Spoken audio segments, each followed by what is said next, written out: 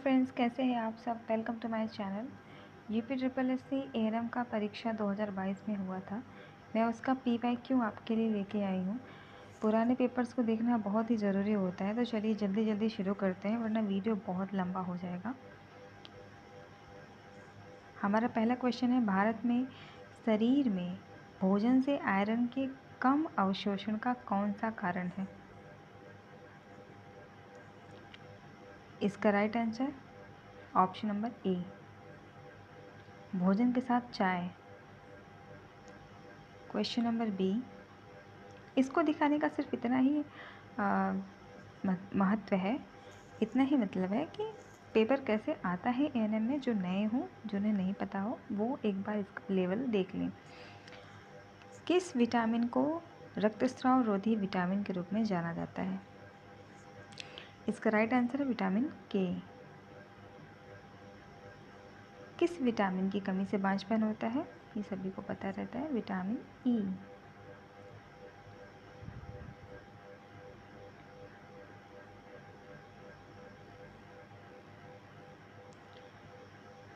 Vitamin D की कमी से क्या होता है, विटामिन डी की कमी से ऑस्टियोमैलेशिया, ये महिलाओं में अधिक पाया जाता है। 6 माह बाद शिशु का पूरक आहार शुरू करने के लिए एएनएम को माँ को क्या सिखाना चाहिए। जब 6 माह का शिशु हो जाए तो उसके बाद क्या करना चाहिए। ऑप्शन नंबर ए, कम से कम 2 साल तक स्तनपान जारी रखें, स्तनपान भी कराएं और अपना आहार भी, पूरक पोषण भी देते रहें। 5 साल से कम उम्र के बच्चों के लिए पोषण का क्या महत्व है। 5 साल से जो कम बच्चे हैं उनके लिए पोषण का क्या महत्व है।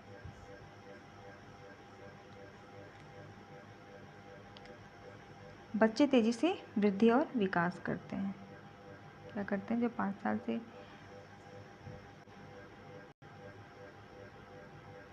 क्या करते हैं बच्चे, पोषण का क्या महत्व है। बच्चे तेज़ी से विकास और वृद्धि करते हैं।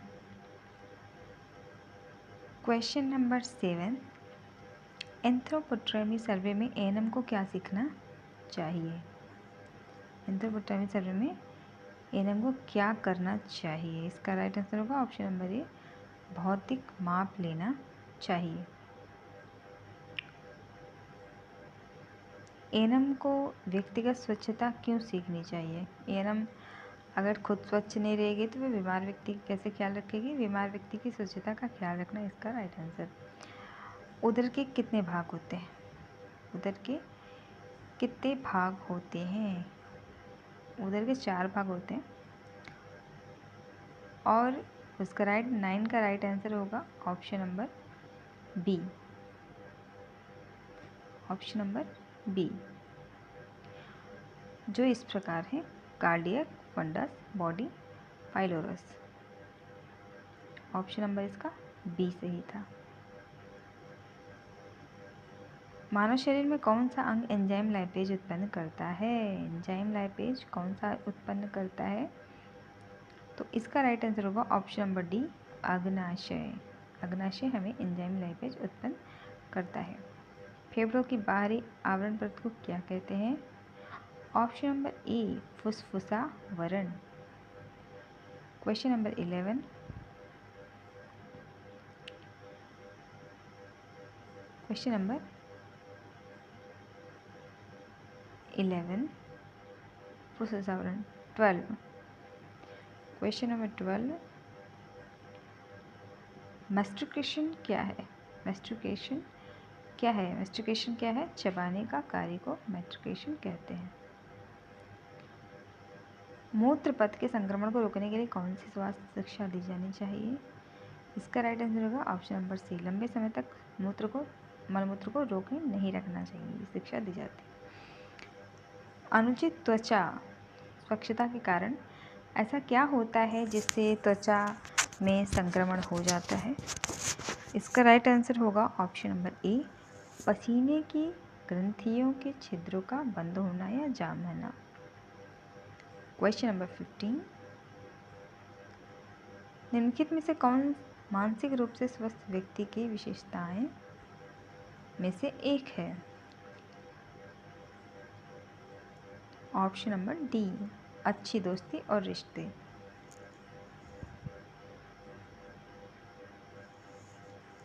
एक सहज प्रतिक्रिया जो मन अनजाने में ऐसी स्थिति से निपटने के लिए उपयोग करता है जो चिंता या संकट का कारण बनती है, क्या कहलाती है? क्या कहलाती है? ऑप्शन नंबर ए, रक्षात्मक प्रतिक्रिया। क्वेश्चन नंबर 16, गलत समायोजन की कौन सी विशेषता है?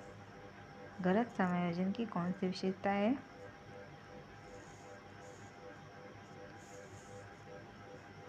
ऑप्शन नंबर ए, बाकी सब सही है। 18, किस स्तर की रोकथाम में बचपन से स्वस्थ जीवन शैली को बढ़ावा देना शामिल है? इसका 18वें का जो क्वेश्चन का आंसर है वो आयोग ने सबको फुल मार्क्स दिए हैं और इसका जवाब आयोग को भी नहीं पता है।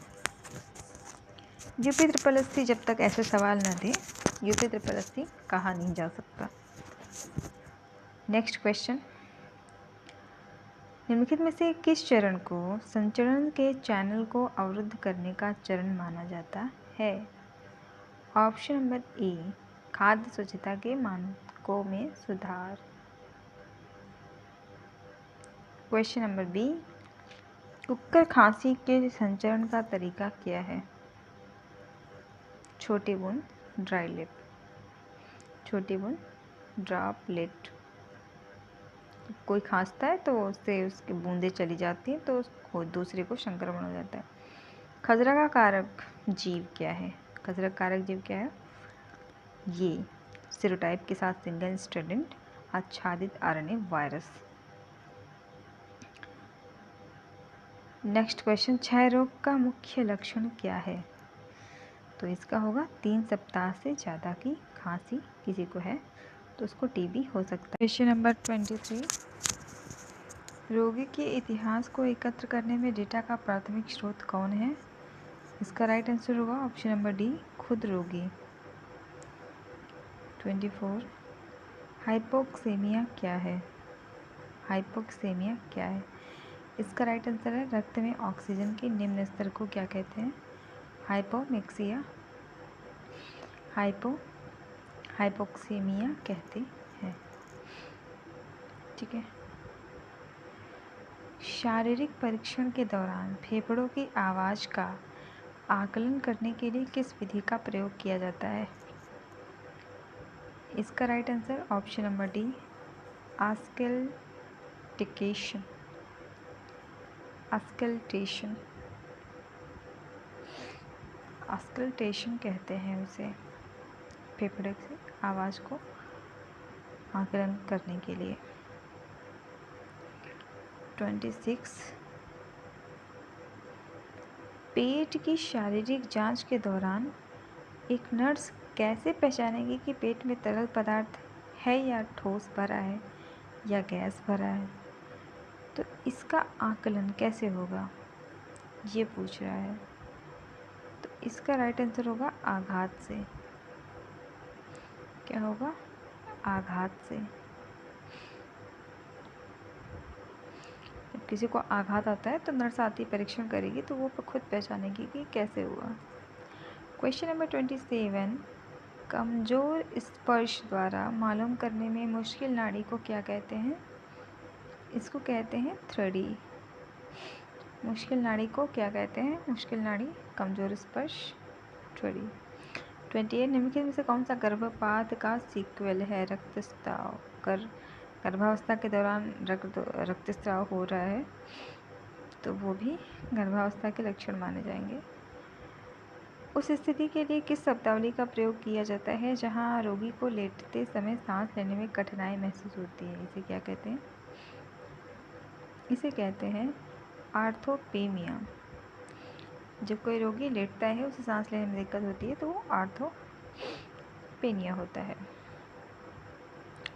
30, संक्रामक रोग से ग्रसित रोगी द्वारा कमरे या भवन को खाली करने के बाद कीटाणु रहित करना क्या कहलाता है? क्या कहलाता है? टर्मिनल कीटाणु शोधन। टर्मिनल कीटाणु शोधन।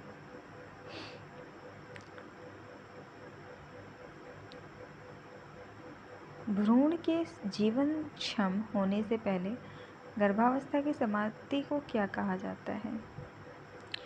इसका राइट आंसर होगा गर्भपात। गर्भावस्था की समाप्ति को, भ्रूण के जीवन क्षम होने से पहले गर्भावस्था की समाप्ति को गर्भपात कहेंगे। जीवन आने से पहले ही हो गया। NIPI गाइडलाइन के अनुसार गर्भावस्था के दौरान आयरन की गोलियां किस महीने से शुरू की जाती हैं? तो आयरन की गोली चौथे महीने से दी जाती है। MTP अधिनियम 1971 के भारतीय कानून के अनुसार गर्भपात की अनुमति केवल किस सप्ताह तक है? ये 20 सप्ताह तक आप गर्भपात करवा सकते हैं। कौन सा हाइपर एमेसिस ग्रेविडेरम के लिए प्रवर्तन पूर्व कारक नहीं है? नहीं है, कौन सा है? इसका राइट आंसर होगा मेल न्यूट्रिशन, कुपोषण। हाइपरग्लाइसेमिया एविडेरम के लिए प्रवर्तन पूर्व कारक नहीं है, कुपोषण। प्लेसेंटा प्रीविया कितने प्रकार के होते हैं? प्लेसेंटा प्रीविया 3 प्रकार के होते हैं। कितने प्रकार के होते हैं? 3 प्रकार के होते हैं। पूर्ण, आंशिक, अल्प। क्वेश्चन नंबर 36, प्रसव के दौरान संक्रमण को रोकने के लिए कितनी क्लीन्स की जांच होती है? कितनी क्लीन्स की जांच होती है, यहाँ पर पूछ रहा है। इसका राइट आंसर है ऑप्शन नंबर 7 क्लीन्स। 7 क्लीन्स की जांच होती है संक्रमण को रोकने के लिए। अफगार स्कोर 4 से 6 को नवजात में क्या माना जाता है? 4 से 6 को क्या माना जाता है? हल्का तनाव। 4 से 6 को हल्का तनाव मानेंगे। इसके ऊपर होगा तो गंभीर शायद मानते हैं। हाँ, 4 से 6 हल्का तनाव। 4 से कम होने का मतलब है नवजात की हालत अफगार स्कोर 4 से कम होने पर मतलब है कि नवजात की हालत ख़राब है और उसे तत्काल चिकित्सा की आवश्यकता है। तो 4 से 6 है तो ये मीडियम है, और 4 से कम है तो वो गंभीर श्रेणी में है। नवजात शिशु के शरीर का तापमान बनाए रखने के लिए क्या प्रोत्साहित करना चाहिए? नवजात शिशु के शरीर का तापमान बनाए रखने के लिए क्या प्रोत्साहित करना चाहिए? नवजात शिशु के शरीर का तापमान बनाए रखने के लिए माँ के साथ त्वचा से संपर्क रखने के लिए प्रोत्साहित से करना चाहिए। Skin to skin care, contact with mother.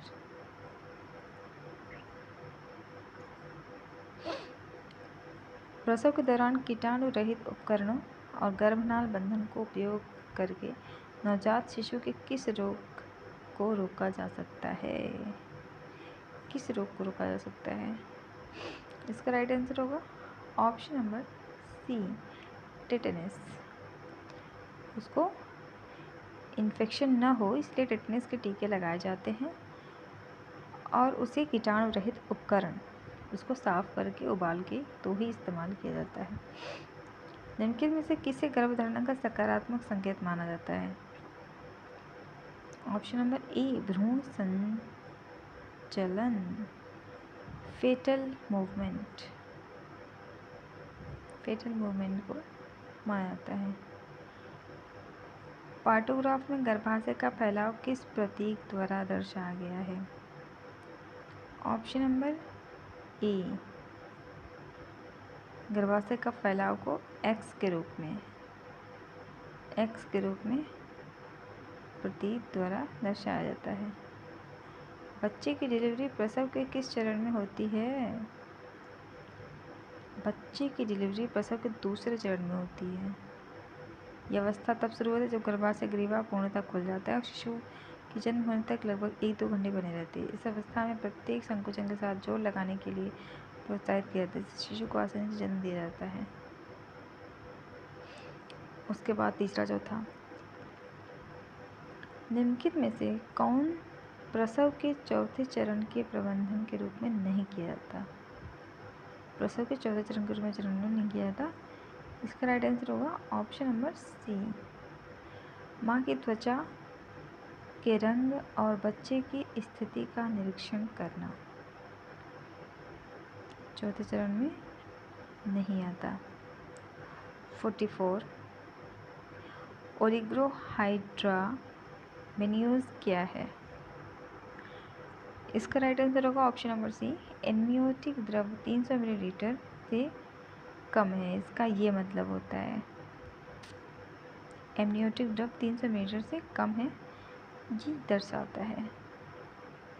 गर्भावस्था के 36 सप्ताह में गर्भाशय कोश शरीर के किस अंग में पहुंचता है?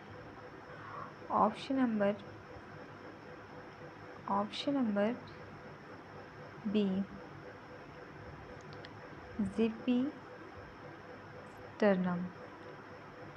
जिफिस्टर्नम 36 सप्ताह में गर्भाशय कोश शरीर के जिफिस्टर्नम अंग में पहुंच जाता है। क्वेश्चन नंबर 46, पेल्विक नस में दबाव के कारण गर्भावस्था में आमतौर पर कौन सा संकेत मिलता है? इसका राइट आंसर होगा ऑप्शन नंबर बी, वेरिकोज नस।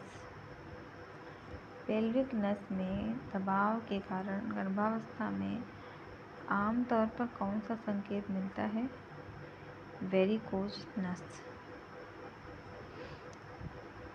क्वेश्चन नंबर 47, प्लेसेंटा पूरी तरह से किस सप्ताह में बनता है? इसका राइट आंसर है option number D,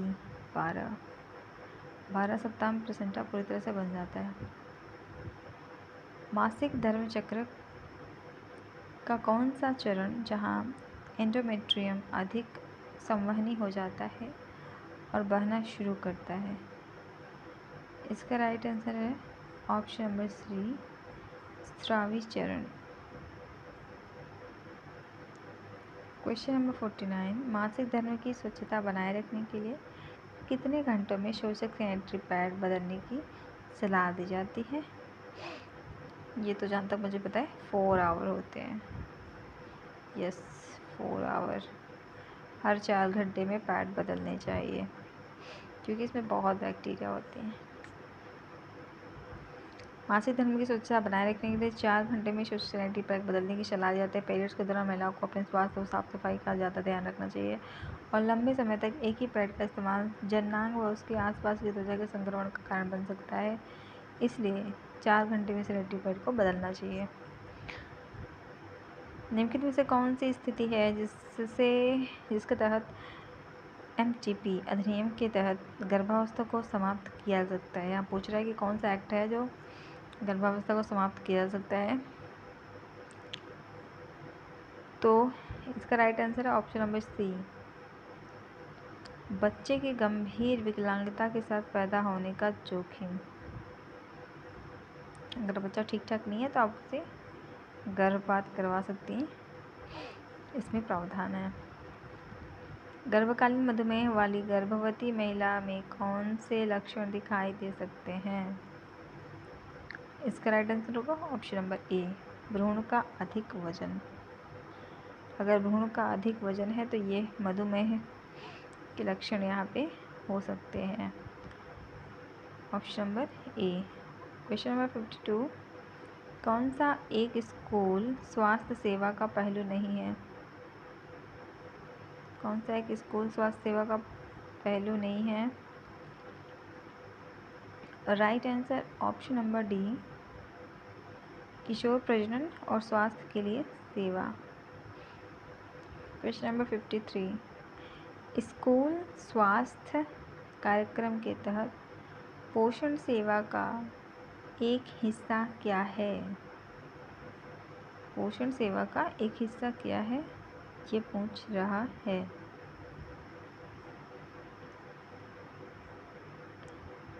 option number ए, विद्यालय मिड डे मील पोषण सेवा का एक हिस्सा है, एक कार्यक्रम है। According to school health committee, school स्वास्थ्य समिति के अनुसार नर्सरी और प्राथमिक विद्यालयों को सबसे अधिक प्राथमिकता कैसे दी जानी चाहिए? इसका राइट आंसर है ऑप्शन नंबर डी, एकल मंजिला सिंगल स्टोरी। स्कूल स्वास्थ्य समिति 1961 के अनुसार नर्सरी और माध्यमिक विद्यालयों को सबसे अधिक प्राथमिकता एक मंजिला को दी जानी चाहिए। इसीलिए हम लोग अक्सर देखते हैं कि जो विद्यालय हैं वो एक मंजिला ही रहते हैं, जबकि प्राइवेट के तो कई मंजिला मुझे दिखाई देते हैं। खैर, एक चिकित्सा अधिकारी को प्रति वर्ष कितने बच्चों को स्कूल स्वास्थ्य कार्यक्रम के तहत कवर करना चाहिए? इसका राइट आंसर है ऑप्शन नंबर सी, 5000 से 6000। कितना? 5000 से 6000, option number C. Question number 56, स्तनपान के प्रति जागरूकता पैदा करने के लिए स्तनपान सप्ताह कब मनाया जाता है? इसका राइट आंसर है ऑप्शन नंबर सी, 1 अगस्त से पहले। क्वेश्चन नंबर 57, जब शिशु बिना किसी अतिरिक्त भोजन या पेय के केवल माँ का दूध प्राप्त करता है, यहाँ तक कि पानी भी नहीं ले, तो किस शब्द का प्रयोग किया जाता है? विशेष अनन्य स्तनपान, ऑप्शन नंबर बी,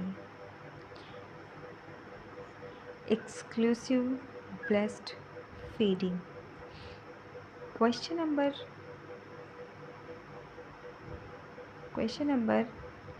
58, स्तनपान के फायदे में कौन सा नहीं है? कौन सा स्तनपान के फायदे नहीं है? इसका राइट आंसर होगा ऑप्शन नंबर सी, कृत्रिम पोषण से अधिक महंगा।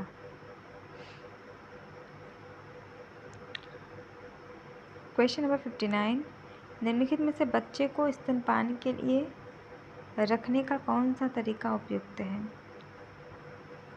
इसका राइट आंसर है ऑप्शन नंबर डी, पूरे शरीर को सहारा देकर बच्चों को पकड़े।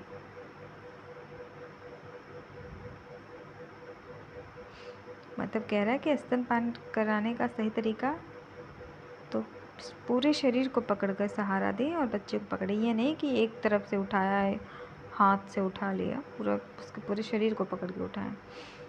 सिरिंज का वह भाग जहाँ सुई सिरिंज के साथ फिट होती है कहलाता है नोज़ल। क्या? नोज़ल। क्वेश्चन नंबर 61, कोलोस्ट्रम के बाद आने वाले स्तन के दूध को क्या कहते हैं?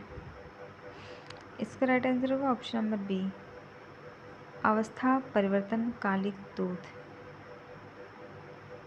कोलेस्ट्रम के बाद आने वाले दूध को अवस्था परिवर्तनकालिक दूध कहते हैं। 62, यदि दवा को जीभ में नीचे रखा जाए तो उस मार्ग को क्या कहते हैं? सबलिंगुअल, अधोजिह्वा। Question number C. 63, दवाई देने से पहले कितनी बार इसकी जांच की जानी चाहिए? 3 बार। कोई दवाई देने से पहले उसकी 3 बार जांच की जानी चाहिए।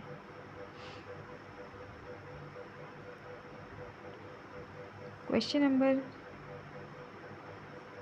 64,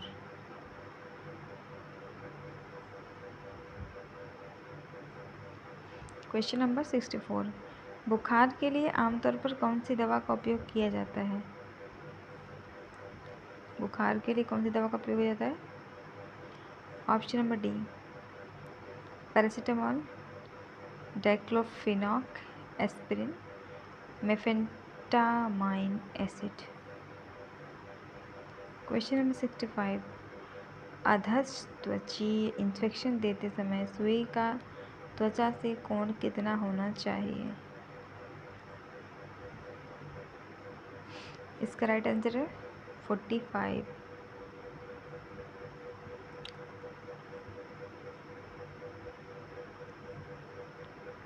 क्वेश्चन नंबर 66, उल्टी का इलाज करने वाली दवा के समूह को क्या कहते हैं? उसे कहते हैं एंटी एमिटिक कहते हैं उल्टी वाली दवाई समूह को। मूत्र की बारंबारता बढ़ाने के लिए प्रयोग की जाने वाली औषधि समूह को क्या कहते हैं? ऑप्शन ए मूत्रवर्धक। कौन सा प्राथमिक चिकित्सा के उद्देश्य में से एक नहीं है? इसका राइट आंसर होगा उपचार को लंबा करने के लिए। चिकित्सा का जो उद्देश्य है उपचार को लंबा करने के लिए नहीं है, पर आजकल के डॉक्टर नर्स इसे बहुत लंबा खींचते हैं, स्पेशली डॉक्टर। आमतौर पर कोहनी और टखनों जैसे जोड़ों पर बंधी हुई पट्टी को क्या कहते हैं? Option number B, finger of eight.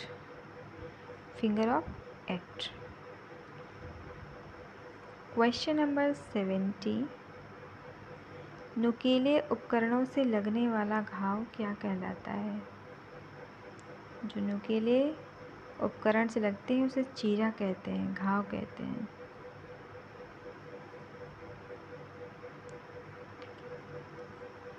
जन्म से 1 वर्ष की आयु तक के बच्चों को क्या कहा जाता है? ऑप्शन नंबर बी, इन्फेंट, शिशु।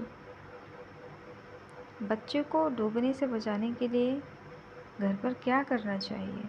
ऑप्शन नंबर ए, सभी जल भंडारण स्थानों को कसकर बंद रखें। जितने भी आपके पानी वाले कंटेनर है उसे बंद करके रखें, बच्चे नहीं डूबेंगे। रूल ऑफ 9 के अनुसार प्राइवेट पार्ट को कितना प्रतिशत आवंटित किया गया है? इसका राइट आंसर ऑप्शन नंबर ए, 9 के अनुसार प्राइवेट पार्ट को कितना प्रतिशत आवंटित किया गया है? 1%। क्या है ये? 1%। ए। रूल ऑफ 9 के अनुसार प्राइवेट पार्ट को 1%। रूल ऑफ 9 का नियम जलने की सीमा का आकलन करने की एक विधि, इसमें शरीर की कुल सतह को प्रतिशत के रूप में व्यक्त किया जाता है। इस पद्धति के अनुसार सिर और गर्दन 9%, पूर्वकाल टंग 18%, पृष्ठअंग 18%, ऊपरी अंग 18%, निचला जांघ 76%, जघनांग और पेरिनियम 1%। 9 का नियम वयस्कों के लिए काफ़ी सटीक है, लेकिन बच्चों में अनुपात के अंतर में अनुमति नहीं देता है। मतलब बच्चों का फिक्स ही नहीं है इसमें। कौन सा कारक बच्चे के वृद्धि और विकास में महत्वपूर्ण भूमिका नहीं निभाता है? बच्चे के वृद्धि और विकास के लिए महत्वपूर्ण भूमिका नहीं निभाता है। ऑप्शन नंबर डी, पिता का स्वास्थ्य। जबकि आनुवंशिकता इसमें कारण है पर्यावरण, पोषण। आनुवंशिकता में ही फादर आ गए। बच्चे के अग्र फॉन्टेनल कब बंद होता है? ऑप्शन नंबर सी, 12 से 18 महीने में। ऑप्शन नंबर सी।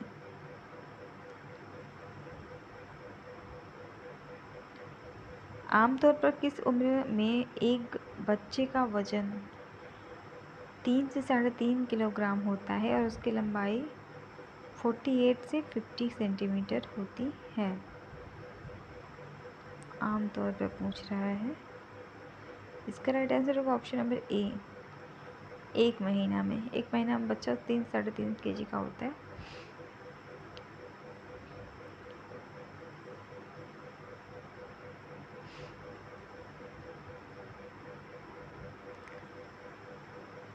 आंत्र और मूत्राशय, बाउल एंड ब्लैंडर।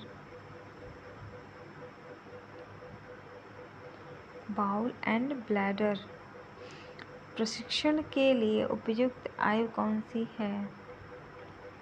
इसका राइट आंसर है 2 से 3 साल। 2 से 3 साल बच्चे को प्रशिक्षण दिया जा सकता है। 2 से 3 साल आयु होती है क्योंकि इस प्रशिक्षण में छोटे बच्चों की आंद्र मुद्रा से नियंत्रण करने और उन्मूलन के लिए बच्चे अपना मलमूत्र नियंत्रण करने लगते हैं। ये कह रहा है कि बाथरूम का उपयोग करने के लिए सिखाने की प्रक्रिया। हालांकि विशेषज्ञों के अनुसार शौचालय प्रशिक्षण केवल तभी शुरू किया जाना चाहिए जब कोई बच्चा तत्परता के कुछ लक्षण को प्रदर्शित करता है जो आमतौर पर 2 से 3 साल की उम्र के बीच दिखाई देती हैं। एक्सरे के अनुसार किस उम्र के बच्चे में शर्म और संदेह पैदा हो सकता है? शर्म और संदेह कब बच्चे में पैदा हो जाता है? ऑप्शन नंबर ए 1 से 3 वर्ष में ही बच्चे में शर्म और संदेह पैदा होने लगता है।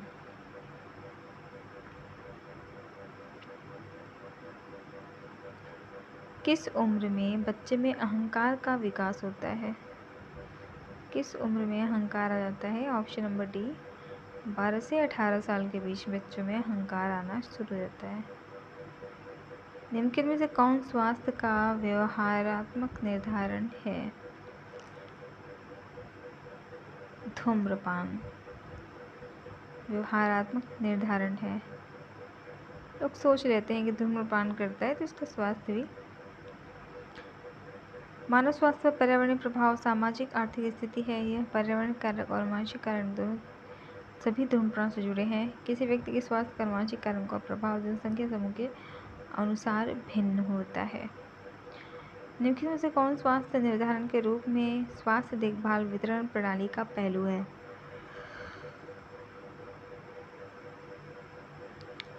81 का राइट आंसर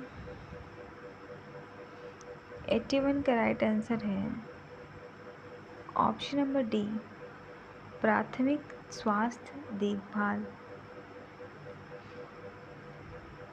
निम्नलिखित में से कौन भारत में गैर संचारी रोग है? Option number B cancer. गैर संचारी रोग है ऑप्शन नंबर बी कैंसर। एक सामुदायिक स्वास्थ्य केंद्र द्वारा कितने प्राथमिक स्वास्थ्य केंद्रों को कवर किया जाता है? ऑप्शन नंबर ए 4। कितने प्राथमिक स्वास्थ्य केंद्रों को कवर किया जाता है? 4। सामुदायिक स्वास्थ्य केंद्र द्वारा प्राथमिक स्वास्थ्य केंद्र को 4 प्राथमिक स्वास्थ्य केंद्र कवर किया जाता है। जनसंख्या वृद्धि वर्गीकरण के 5M कौन से हैं? 5M पूछ रहा है यहाँ पे। इसका राइट आंसर ऑप्शन नंबर ए maternity, marriage, morality, mobility, migration. मातृत्व, विवाह, मृत्युदर, गतिशीलता, प्रवासन।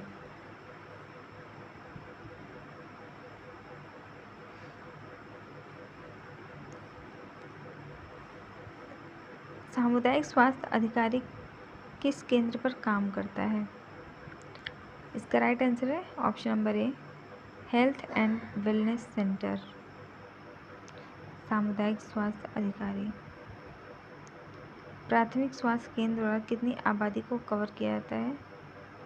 कितनी आबादी को? 30,000 30K। जो प्राथमिक स्वास्थ्य केंद्र 30,000 आबादी को कवर करते हैं। गर्भवती महिला के घर की प्रथम विजिट के दौरान एनएम को क्या करना चाहिए?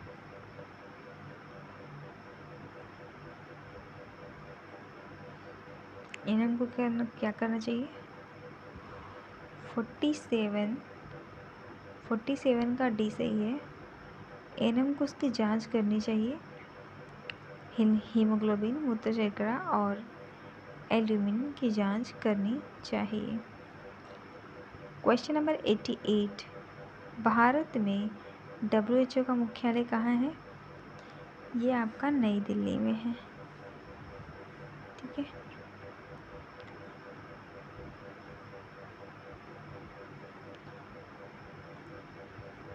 यूनिसेफ द्वारा मातृ एवं शिशु स्वास्थ्य देखभाल के लिए कौन सा कार्यक्रम बनाया गया है? यूनिसेफ का पूछ रहा है ये। यूनिसेफ द्वारा कौन सा स्वास्थ्य कार्यक्रम बनाया गया है? इसका राइट आंसर ऑप्शन नंबर ए, गोबी FFF। क्वेश्चन नंबर 90, निम्नलिखित में से कौन सा संगठन दुनिया में लोगों की शिक्षा के लिए काम कर रहा है? इसका राइट आंसर है ऑप्शन नंबर सी, यूनेस्को दुनिया में लोगों की शिक्षा के लिए काम कर रहा है।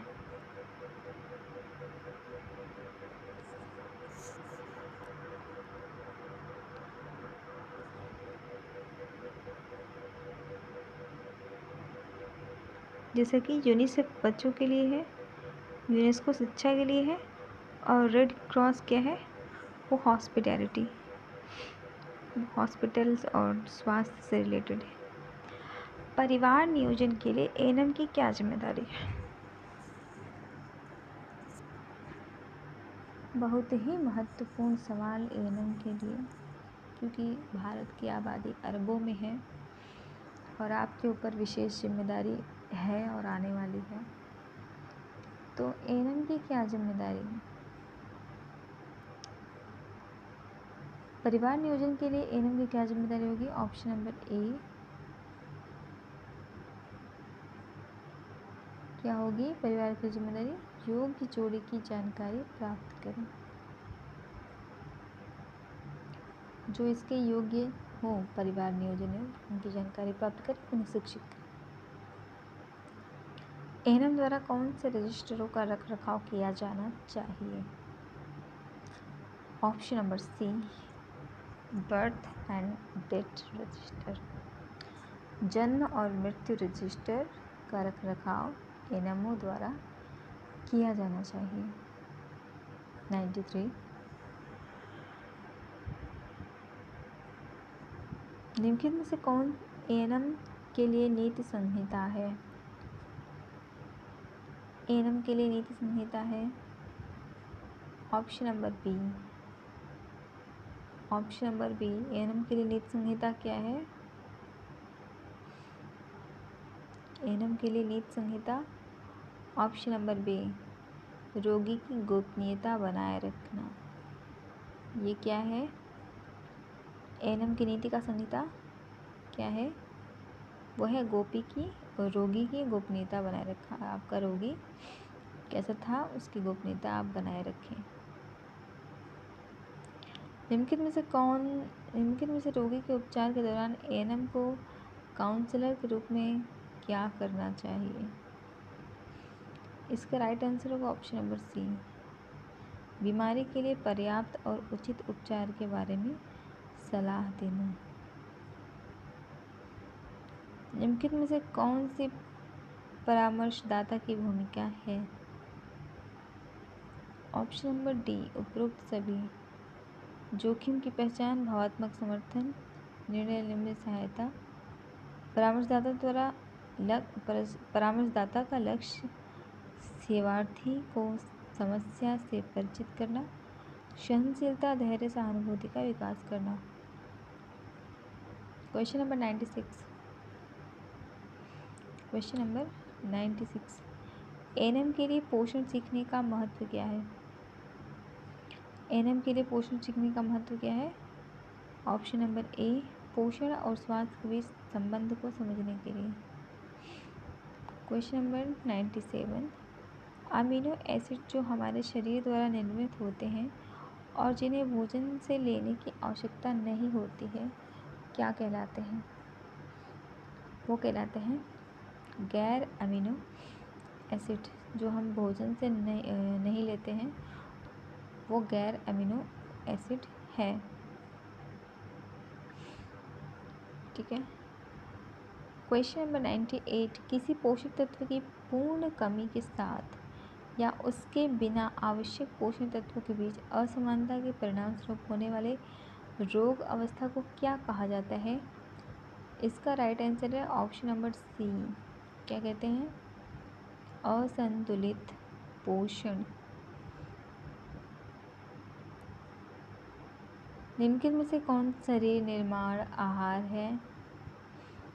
इसका राइट आंसर है प्रोटीन। संरक्षी भोजन हमारे शरीर के लिए क्या करता है? प्रतिरक्षा बढ़ाता है। तो फ्रेंड्स, आपको वीडियो अच्छी लगी होगी। अगर आपको वीडियो अच्छी लगी हो तो प्लीज़ लाइक कमेंट शेयर ज़रूर करें, सब्सक्राइब करें और अपने फ्रेंड्स को शेयर करें। जिसके पास ये PDF ना हो वो हमारे टेलीग्राम ग्रुप से जुड़कर इस PDF को प्राप्त कर सकता है। Thanks for watching.